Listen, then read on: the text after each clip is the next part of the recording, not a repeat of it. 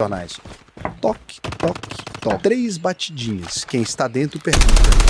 Quem está do lado de fora responde. É a Polícia Federal. E esse buraco do INSS parece ser bem mais fundo nessa que pode ser a maior fraude dos últimos 30 anos de Brasil. É difícil, né? Isso aqui é exagero do Nicolas Ferreira. Sinto muito pra vocês. A gente tá falando aí de 9 milhões de aposentados e pensionistas, 6 bilhões enviados desde 2019. O que mais chama atenção é como esses valores explodiram no governo do Luiz Inácio Lula da Silva, né, entre 2023 e 2024, com as entidades arrecadando quase 3 vezes mais, 253% de aumento. Graças a quê? Você sabe por que explodiu no governo Lula? Não sei. Esse aqui é uma collab. Quando Lula e o Bolsonaro fazem collab, dá nisso aqui. O Bolsonaro aprovou uma modificação na legislação que permitiu avançar isso aqui. O Lula só pegou o mandato e manteve. Só aprimorou. Então acabou que isso aqui é collab. Primeira collab, Lula e Bolsonaro. E aí o que acontecia aqui nesse escândalo, né? Que pra você que não entendeu ainda. As associações e os sindicatos cadastravam pessoas sem elas saberem e cobravam taxas de 30 a 50 reais em média para serviços que muitas delas nem ofereciam. Pra se ter uma ideia de como os números não batiam, uma auditoria do CGU mostrou que uma única associação fez 1.569 descontos por hora em abril do ano passado. E outro sindicato filiou uma pessoa em um mês e 187 mil no outro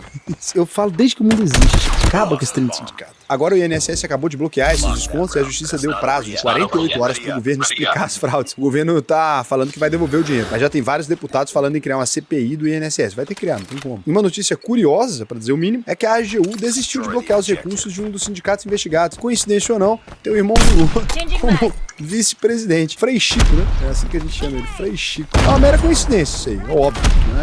Mesma coisa que, o Bolsonaro quando cancelava a investigação, o negócio dele, eu não vou meu filho, tá ok? Sei que algumas coisas no Brasil nunca mudam, né? Independente de quem tá no governo, o favoritismo é legal. Eu queria mesmo era ser irmão do presidente da República. Eu tô louco pra ser filho do Lula. O problema não é ser filho do Lula, é a sua mãe ser a Janja. Mas a mãe não ia ser a Janja.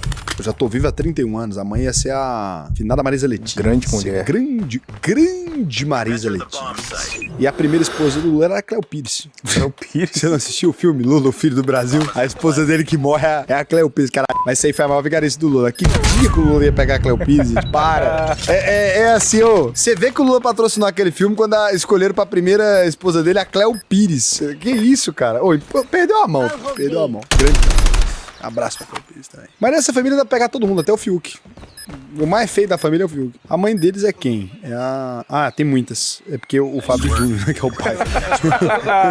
Agora, retomando aqui, né? O que esse trem de INSS, etc. O que isso tudo tem a ver com investimentos? Basicamente tudo. Porque a gente tá falando de um cenário de risco Brasil, tanto porque nossa situação fiscal pode piorar, com o governo tendo que devolver esses bilhões pros aposentados, quanto porque isso acaba manchando ainda mais a imagem do Brasil lá fora. É possível isso? É. Num momento em que boa parte do capital estrangeiro tá vindo pra cá, por conta da instabilidade do mercado americano, chinês, indiano, alemão, francês. A gente tem falado disso aqui no Giro da Bolsa, que desde o início do ano tá acontecendo esse fluxo e o dinheiro tá vindo cada vez mais para países emergentes, né? Como a Rússia tá bloqueada, porque senão tá mandando a bomba na Ucrânia. Agora a China impede guerra com os Estados Unidos e a Índia, novamente, né? Retomando aqui, entrando na guerra com o Paquistão. Países como o Brasil e o México ficaram ainda mais interessantes para os investidores. Eu mesmo reuni com o embaixador do México aqui no Brasil, troquei uma ideia com ele, dividimos uma refeição, sabe o que é? Foi um taco com uma carnitas, que é uma carne de porco. Nesse evento ele até falou que estavam procurando o México, estavam procurando o Brasil, e a Bolsa do México tá indo muito bem, né? Até por conta da Fenza, que é dona da Oxco, da Invasora, cara, muito grande as empresas. Aí, o Fernando Andrade tá querendo aí aproveitar esse momento e a guerra comercial do Trump, e tá tentando trazer 2 trilhões de reais em investimentos com um pacotão de isenção de impostos e garantia de energia limpa para empresas de tecnologia criarem data centers aqui no Brasil. Mas sabe o que eu acho curioso nisso? As pessoas dizem, inclusive próximas ao Andrade, né, que essa questão do imposto não afeta em nada o crescimento das empresas. Por que você não oferece um pacote de imposto para ver se elas vêm para cá? Estimular.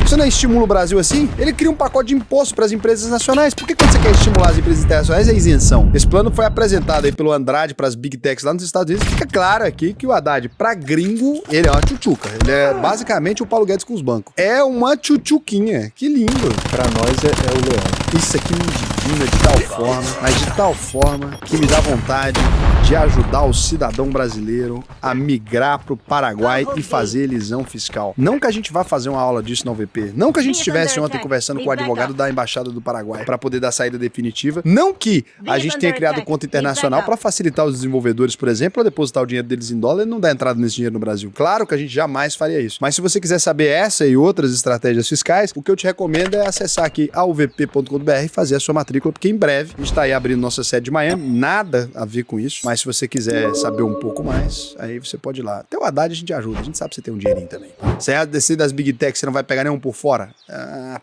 vai receber em dólar. Se quiser também, abre conta Andrade. Abre em nome de Andrade que a gente vai saber que é você. Preenche o questionário se quer ver Andradão, que a gente vai. E pra quem não quer nada disso, só quer aprender a investir mesmo, é esse mesmo link. Né? É o mesmo link, pra quem só quer aprender a investir também serve. Mas serve mais pra você que tá buscando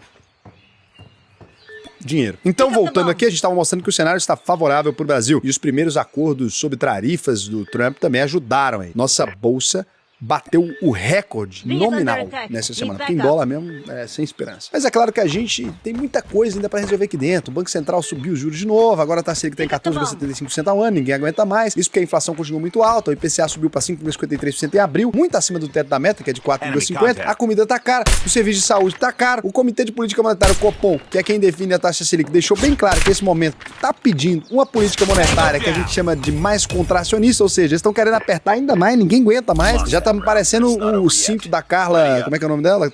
Ou seja, o Banco Central vai tentando frear a atividade econômica para segurar a alta dos preços e tentar trazer a inflação para o centro da meta, que é de 3% ao ano. Esse é o trabalho do Banco Central, agora do Calipso, indicado pelo presidente Lula. A boa notícia é que o Copom não deu sinais de que vai ter mais um corte na próxima reunião no mês que vem, e isso pode indicar que a gente está perto do fim do ciclo da alta de juros. O que a gente precisa ver é como que a economia vai se comportar até lá, porque por enquanto a gente teve um impacto ainda pequeno desse na economia. O desemprego está baixo, a atividade industrial voltou a crescer em março, no maior ritmo desde junho do ano passado, e as empresas da Bolsa estão apresentando números bons no primeiro trimestre. Daqui a pouco a gente vai mostrar aí os destaques da semana, como Itaú, Bradesco, Ambev e as empresas do varejo. Nossa balança comercial também tá indo bem. É o saldo das exportações menos importações. É o saldo da soja entrando na China. E esse tema, inclusive, foi assunto das reuniões do Lula na Rússia e na China nessa semana. Ele foi fechar mais 16 acordos com o governo chinês e foi acompanhado do presidente do Senado, Davi Alcolumbre, que anda viajando muito com o Lula, né? Será que estão trocando alguma coisa? Importante a gente saber o seguinte, não dava pra fazer isso por e-mail, porque precisa ir pra China mesmo. A China é longe,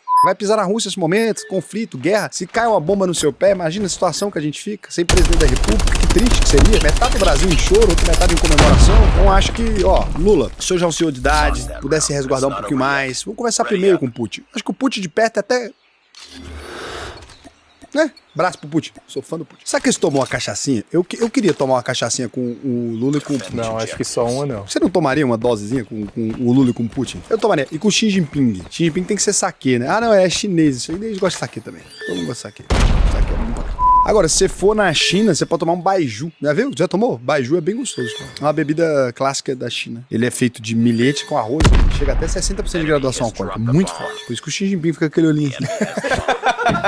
Inclusive, falando dessas andanças, né, sei lá o quê, o Congresso anda meio parado esse ano. E só agora foi criada a comissão especial para discutir o projeto do governo que isenta o imposto de renda para quem ganha até 5 mil por mês. E uma ideia do presidente da Câmara, o Hugo Mota, é aumentar o imposto dos bancos e das empresas para compensar essa perda de arrecadação que pode passar de 27 bilhões por ano. Vixe. E falando ainda de política, o Lula teve mais um revés na quarta-feira com o PDT decidindo abandonar a base do governo depois da demissão do Carlos Lupe, que era ministro da Previdência Social, mas acabou caindo por causa das fraudes do INSS. Ixi, cara. O Lula, então, perde algumas cadeiras no Congresso, mas se tem uma coisa que não vai faltar agora é cadeira lá em Brasília, porque os nossos excelentíssimos parlamentares tomaram a decisão mais aguardada por todos os 212 milhões de brasileiros que eles representam. Eles aumentaram o número de deputados federais de 513 para 531.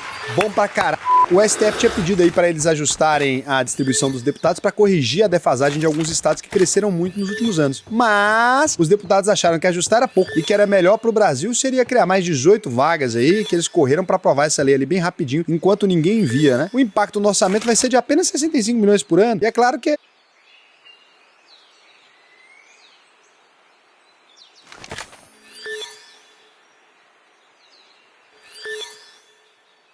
The enemy has the bomb.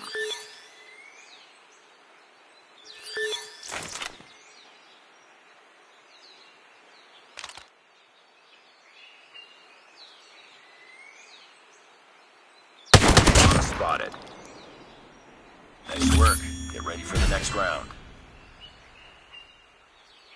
É esse o Brasil que a gente quer. Deixa aqui sua nota de apoio, né, ao deputado. Então aqui, ó, a autora do projeto, a gente vai agradecer ela. Eu quero manifestar aqui meus agradecimentos. Essa daqui é a Daniele Dietz da Cunha. Ela é do União Brasil. Adivinha de onde que ela é? Do Rio de Janeiro, né? E aqui você pode pegar o e-mail dela, dep.danicunha@câmara.leg.br. Quem quiser agradecer ela aqui, ela teve esse projeto excelente, né, pro Brasil. Vou deixar o Instagram dela também. Dani Cunha Rio, o arroba dela. O arroba dela aqui, Dani Cunha Rio, tá aqui, tá?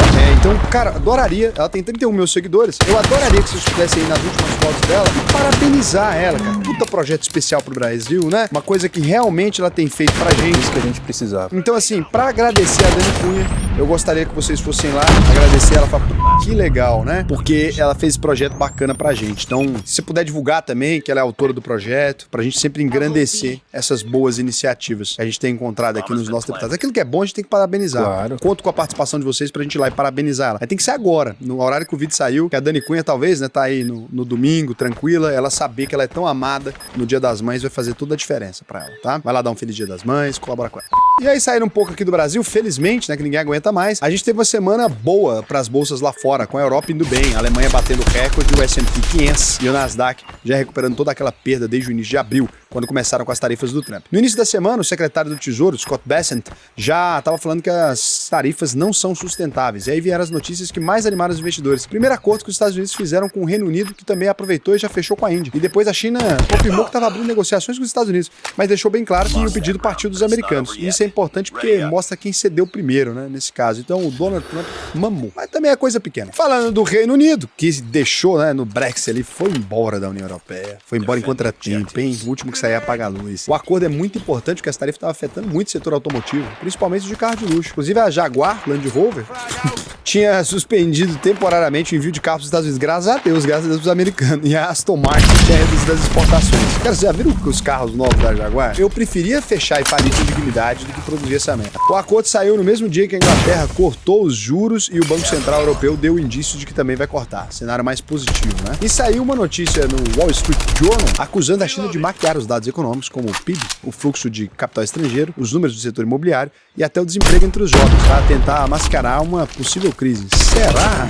Estão falando de crise na China há uns 10 anos, eles estão bom de máscara, né? E você fala disso aí sempre, né, Raul? Que é um risco adicional da China você não ter saber total transparência. Nessa semana, o governo chinês decidiu cortar os juros, reduzir o compulsório dos bancos e criar mais linhas de refinanciamento para injetar 140 bilhões de dólares e tentar aquecer a economia. Então tá frio mesmo. Mas é claro que o que realmente vai mudar o jogo daqui pra frente é a nova relação comercial da China com os Estados Unidos, a nova antiga. E a gente não pode esquecer que um pouco dessa estratégia do Trump de taxar todo mundo é para reduzir o déficit da balança comercial, que é o que ele tá dizendo. Na verdade é para prejudicar o dólar, que piorou em março. Foi o maior déficit desde o início da série histórica, em 1992. Salva de palmas pro profissional. Aí, 140 bilhões de dólares reduziu legal. E é o dinheiro que a China vai pôr pra aquecer, né? E aí, na política monetária, enquanto o efeito das tarifas ainda está muito incerto, tá bem certo, na verdade, já tá bem certo. O Banco Central Americano não quis mexer na taxa de juros, deixou tudo como tava. Entre 4,25% e 4,5% ao ano. O presidente do Fed pediu paciência pro mercado, porque a economia continua aquecida e cortar os juros agora poderia causar inflação. Então, a inflação é sempre muito nociva, tanto pro cidadão comum quanto pra bolsa de valores. E por isso, se você quiser aprender a investir de verdade, alvp.com.br, a maior escola de investimentos do Brasil, clica no botão Faça sua análise de perfil, preenche o questionário aqui pra mim, né? Vai responder cada pergunta que tá aqui. Pra mim, vai ser um prazer te ensinar a investir no Brasil e no mundo inteiro. A gente tem aulas sobre essas análises, sobre aprofundar nisso, sobre como organizar a sua carteira, partir um pouco também para renda fixa que está excelente no mundo, planejar uma marcação a mercado, planejar como ganhar dinheiro nesse cenário agora. Lembrando do seguinte, entrou na UVP, fez todas as aulas, emitiu seu certificado, não aprendeu a investir. Eu devolvo 100% do seu dinheiro, é esse o acordo, tá? Não funcionou para mim, você entra